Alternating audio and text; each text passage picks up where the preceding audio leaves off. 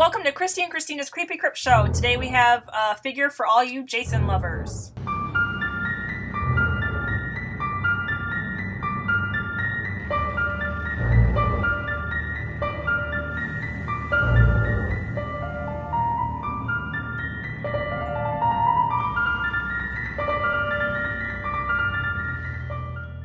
Hi, Kristie here. Today we're going to be reviewing a toy out of my personal collection.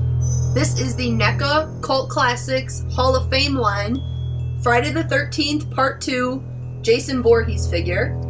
I had this signed in person by Steve Dash, who played Jason Voorhees in the movie, and he wrote the awesome inscription, as he always does, "The Real Jason." Jason himself is quite nice. He comes with an alternative head, a machete, a pickaxe, a spear, a Pamela Voorhees head, and a base. But before we get into the figure, let's talk about the box. The box is pretty simple, as all the Cult Classic lines are. You have the Friday the 13th Part 2 movie poster, as well as the House of Horror logo in the bottom, the real toys, and the NECA logo. And of course, as usual, all the warning labels. On the back of the box, it looks like your standard NECA Cult Classics line. In the very top right corner, it tells us that this is from the Hall of Fame line. The figure's accessories are really, really nice. The heads are quite detailed. Pamela's head is really creepy, but it looks just as it does in the movie when he creates that little altar for her. The head sculpts are both very movie accurate. The sack head, although it is just a sack on the figure's head, it does look very lifelike, very real, as it does in the movie, as well as the alternate head sculpt of the scene where Jason jumps through the window at the end of the film.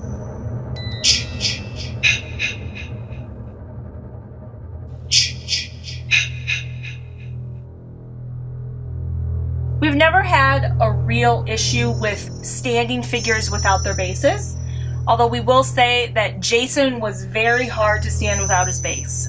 When we started moving him and trying to get close-up photos and 360 degrees, we realized we had to really hold him because he does not stand without his base.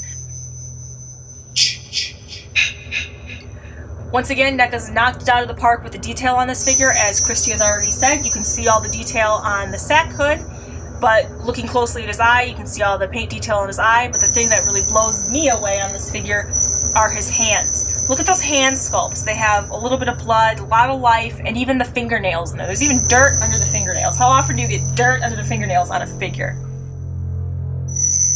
Well, thanks for watching our review. Remember to like, comment, and subscribe. Let us know if there's anything you want to see, and stay tuned for future Cult Classic figures.